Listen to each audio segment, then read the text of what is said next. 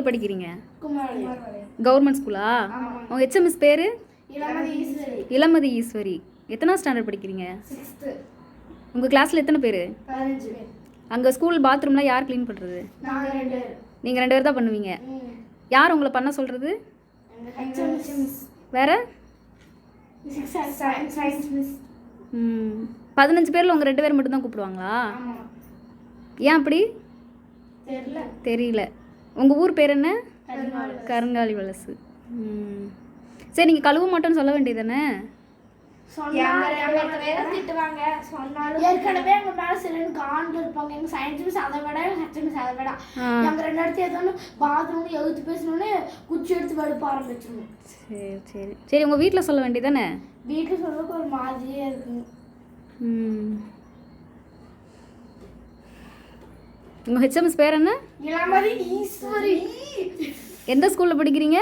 Kumarapalayam government school. ஆமாம். சரி.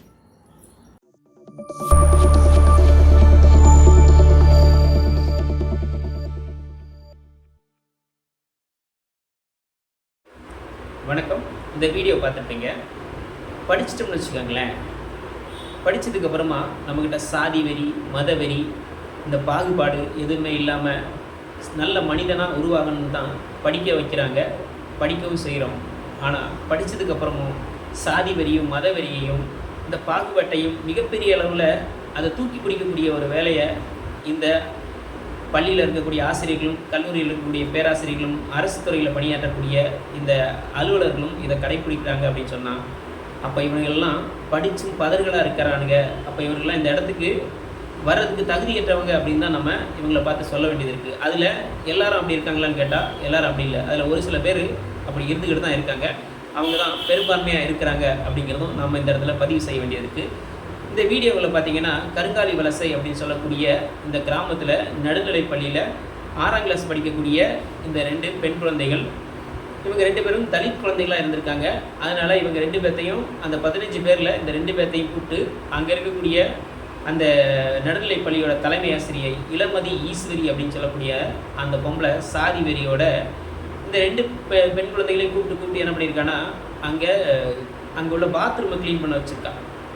அப்போது இந்த பொம்பளை மட்டுமா செஞ்சுருக்கா அப்படின்னு கேட்டால் இந்த பொம்பளை மட்டும் செய்யலை. இவ கூட சேர்ந்து அந்த பள்ளிக்கூடத்தில் இருக்கக்கூடிய சயின்ஸ் மிஸ் அப்படின்னு சொல்லக்கூடிய அறிவியல் ஆசிரியை அவளும் சேர்ந்து இதுதான் படிச்சிருக்கா. அப்போ இவ என்ன அறிவியல் படித்தா அப்படின்னு சொல்லி நம்ம அவளை தான் கேட்கணும். இந்த பொம்பளை என்ன படித்து தலைமை ஆசிரியராக வந்தான்னு தான் இவளை கேட்க வேண்டியது. ஏன்னா இந்த 2 நாய்களும் என்ன பண்ணியிருக்குன்னா சாதி வெறி பிடிச்சி இந்த குழந்தைகளை, அது படிக்க வந்த குழந்தைகளை கக்கூஸ் கழுவ வைக்கிறோமே, அது எவ்வளோ பெரிய அஃபென்ஸ் அப்படின்னு கூட தெரியாமல் அந்த சாதியை ஆதிக்க அந்த ஆணவ திமிரோட இன்னொருத்தங்களை எளிமையாக நடத்தக்கூடிய அளவில் இன்னொருத்தங்களை அவங்க எளிய சாதி, அவங்க இந்த வேலையை அவங்க செய்யணும், அவங்க படிக்க வந்திருந்தாலும் பரவாயில்ல, ஆனால் அவங்க அந்த வேலையை செய்யணும் அப்படிங்கிற அடிப்படையில் இந்த பொம்பளை 2 பேரும் இங்கே செயல்பட்டுருக்காங்க. அப்படிங்கிறதுனால இவங்களை என்ன செய்யணும்னா பள்ளி கல்வித்துறையும் தமிழ்நாடு அரசும் தமிழ்நாடு முதலமைச்சரும் இவங்களை டெர்மினேட் பண்ணிவிட்டு இவங்களை வீட்டுக்கு அனுப்பக்கூடிய ஒரு வேலையை செய்யணும்.